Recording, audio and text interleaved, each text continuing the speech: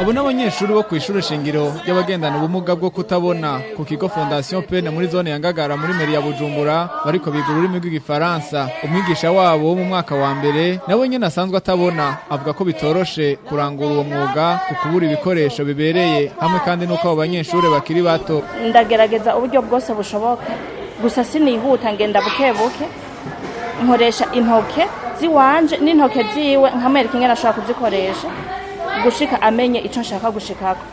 Iyo turiko turabikora ntivyoroshe na buke buke na cane ko kenshi dusanga dufise abana bato kandi ukaca usanga biragoye ko umwana muto umwumvisha co kimwe n'aba bana mwabonye mfise muri iri shuri.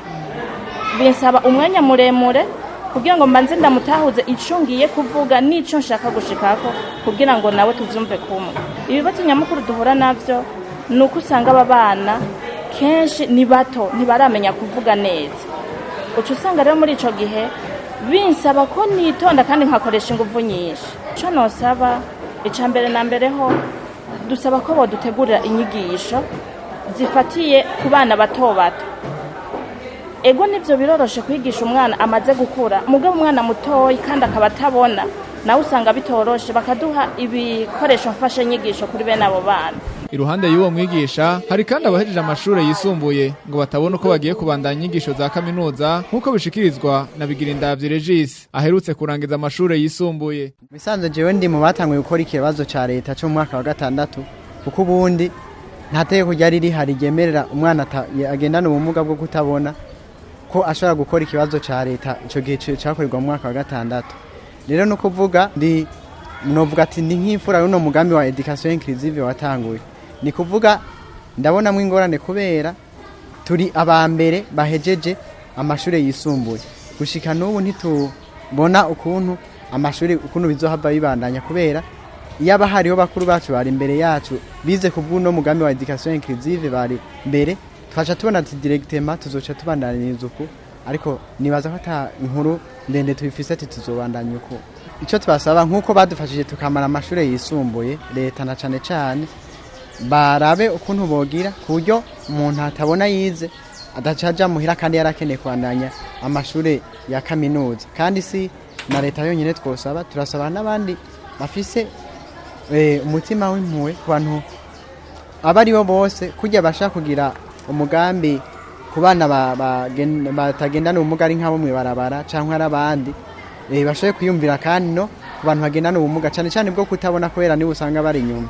Naho biruko Daniel Nteranyibagira asanzwe narongo ishiramwe ry'abagendana ubumuga bwo kutabona mu Burundi yarashitse muri kaminuza avuga ko bitoroshe kwiga muri kaminuza ugendana ubumuga bwo kutabona ngo kubera ubukene bw'ibikoresho nk'amamashini.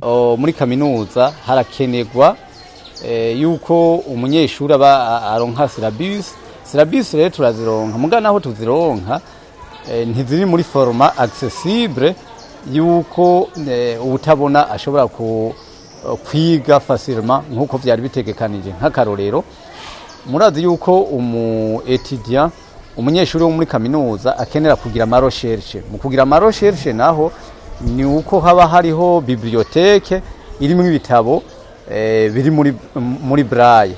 Rero nta bihari aho muri kaminuza nsanzwe nigamo nta bitabo bihari vyanditse muri braille.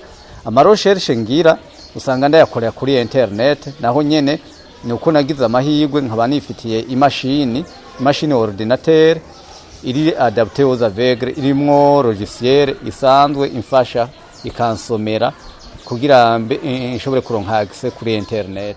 Ivyo bibazo biremezwa n'userukira imbere y'amategeko ikigo PEN Sylvia Niragira akizera ariko ko bigiye kuva mu nzira ngo kubera amategeko leta iri kirashiraho kubijanye n'ubumuga. Tugendana n'utubazo twinshi kuko kurera umwana agendana ubumuga bwo kutabona ni bibazo birebire ubibona ari uko ubirimo ariko ubu twavuga ko dufise ivyizigiro na cane yuko ubu amategeko y'abantu bagendana ubumuga ubwo ari bwo bwose so kuvuga abatabona nka leta iriko iragifata mu minwe ku buryo ahantu tuzododora dushimikiye kwijambo nyenicubahiro umukuru w'igihugu yarayavuze nibaza ko bizodufasha kandi kutworohereza nk'uko vyavuzwe. Iryo shure ry'abagendana ubumuga bwo kutabona ryigisha kuva mu mwaka wa mbere gushika mu mwaka w'umunani, rikaba rigizwe n'abanyeshure 55.